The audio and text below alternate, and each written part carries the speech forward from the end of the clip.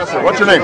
Name's Joe Wurzelbacher. Good to see you, Joe. I'm getting ready to buy a company that makes about $250,000, $270,000, $80,000 a year. All right. Your new tax plan is going to tax me more, isn't it? Well, here's what's going to happen.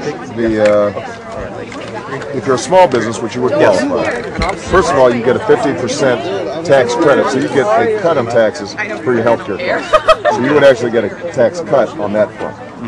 If your revenue is above 250, then from the 250 down, your taxes are going to stay the same. It is true that for, say, 250 up, from 250 to 300 or so. Well, here's my question. Well, hold on a second. I just want to answer your question. So for that additional amount, you'd go from 36 to 39%, which is what it was under Bill Plumber. Yeah. So and the reason we're doing that is because 95% of small businesses make less than 250. And so what I want to do is give them a tax cut. I want to give all these folks who are bus drivers, teachers, auto workers who make less, I want to give them a tax cut. And so what we're doing is we are saying that for folks who make more than 250, that marginal amount above 250, they're going to be taxed at a 39 instead of a 36% rate. Well, the reason why I asked you about the American dream, Right. I mean, I've worked hard. I'm a plumber. Well, I work 10, 12 hours a day. Absolutely. And I'm buying this company, and I'm going to continue to work that way. Right. Now, if I buy another truck and add something else to it, and build the company, I'm getting taxed more and more. Well, you'll fulfilling the American dream. So but here's a way of thinking about it. How long have you been a plumber? How long have you been working? 15 years. Okay, so over the last 15 years, when you weren't making 250, you would have been getting a tax cut from me. So you'd actually have more money, which means you would have saved more, which means that you would have gotten to the point where you could build your small business quicker than under the current tax code. So there are two ways of looking at it. I mean, one way of looking at it is now that you've become more successul through hard work, you don't want to be taxed as much. Exactly.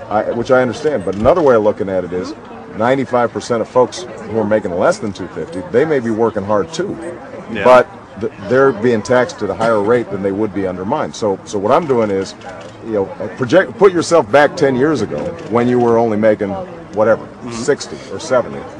Under my tax plan, you would be keeping more of your paycheck. You'd be having lower taxes, which means that you would have saved and gotten to the point where you are faster. Now, look, nobody likes high taxes, no, not right? At all. Of course not. So, but what's happened is that we've cut taxes a lot for folks like me who make a lot more than 250. We haven't given a break to folks who make less, and as a consequence, the average wage and income for just ordinary folks, the vast majority of Americans, has actually gone down over the last 8 years. So all I want to do is, I've got a net tax cut.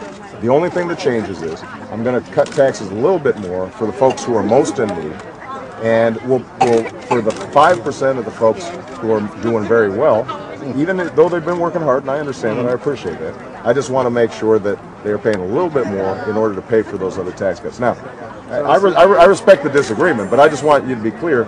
It's not that I want to punish your success. I just want to make sure that everybody who is behind you, that they've got a chance at success too. It seems like you'd be welcome to a flat tax then. I would be open to it, except for here's the problem with the flat tax.